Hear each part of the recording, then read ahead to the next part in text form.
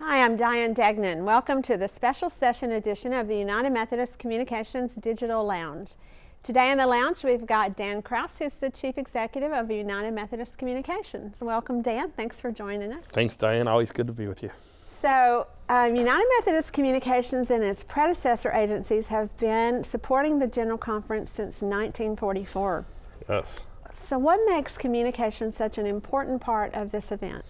Well, I think communication really plays two separate roles with the event. First is communicating and sharing the message leading up to the event, during the event, after the event with the church. So in terms of being here in St. Louis, what we've worked for over the last year or 2 years is preparing for this event, making sure that we are bringing to the table the various conversations happening, preparing for General Conference, sharing those with the church so that people and delegates can arrive in St. Louis prepared for the important work that's taking place. Then obviously during the event, United Methodist News Service and our other communication channels are covering what's happening at General Conference for people who can't be here present in St. Louis. And then as we go forward, communication plays an important role of interpreting whatever decisions are made, whatever the outcomes of General Conference are, to the church and to the world as we go forward. So there's that communication element, the story of the church. How does this General Conference fit into the church's narrative and history? Then the second big piece of communication related to General Conference is the event itself and producing it and making sure that the event can happen and allowing for the full production for the plenary and the committees. And so this whole time frame has been compressed. As you mentioned, it takes a long time to plan for General Conference leading up to it. And we've had a lot less time to plan for it, as well as a different kind of a venue. So what have been some of those challenges to adapting to the different aspects of the special session? Sure, I think just the special session has been a condensed time, as you said.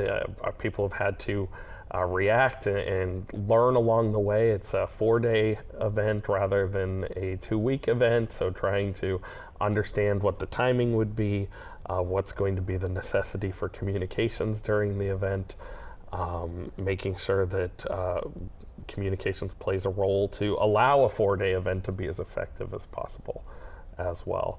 And then obviously the locations haven't been known as far in advance, just for our teams to be able to scope things out, prepare in those kinds of ways. So it's just a condensed timeline with the added challenges that come with that. And the venue provides some challenges as well. That's correct. We're holding General Conference on a football field. So just in terms of access and logistics that way, making sure that the audio quality is going to be appropriate. And then we have the added challenge of having to break down in 6 hours because there's another event immediately after ours. So the venue is also a challenge. So one of the big goals of United Methodist Communications is to make this event accessible to people so that they know what's going on. Talk about the different ways that we've done that. Sure, I think United Methodist Communications tries to make General Conference accessible in several ways. First of all, we're live streaming the event so people can watch from home. Second of all, as I said, we have ongoing news coverage, other stories about General Conference, providing interpretation that people can access and read. And then thirdly, we also paid, there was originally going to be a fee to attend General Conference for observers and visitors. You'll recall, and UMCOM was able to use some of our reserve funds to make sure that General Conference could be free and accessible to all, because we felt that was an important thing to make happen for such a historic event. So there's a lot of interest outside the United Methodist Church as well. What has that been like?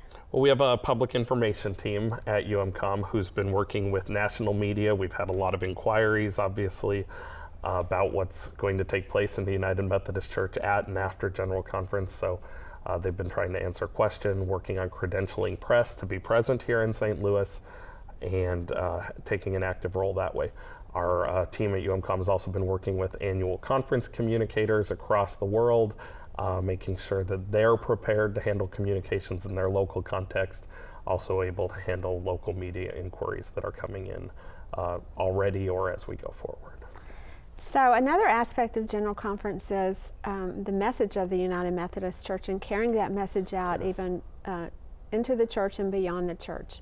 And I've seen some signs around, some billboards in town. Can you talk about this advertising messages? Sure. I think one of the things that we've done through the history of General Conferences that you mentioned UMCOM's been involved with, and our predecessor agencies, is supporting the overall message, evangelism, outreach campaigns of the church. So we've had marketing and outreach campaigns at all of our General Conferences. This one was a bit more of a challenge given the tensions and the various voices coming from across the church. How do we find a message that rises above that I think we can all agree is at the core of who we are as United Methodists? And so we have a campaign focused on the movement, the calling that we feel as Christians. So move to fellowship, move to worship, move to pray, move to praise, that I think we can all emphasize has been in the Wesleyan tradition and the Christian tradition, and will continue to no matter what happens here in St. Louis as well. I love how the campaign wraps that up. Yesterday, today, forever. Yes. Well, thank you for joining us here in the Absolutely. Digital Lounge, Dan. I know there's a lot going on and you've got some things probably to attend to, but I appreciate you joining us. Great. And thanks to all of you for joining us on the United Methodist Communications Digital Lounge. Check back for more interviews.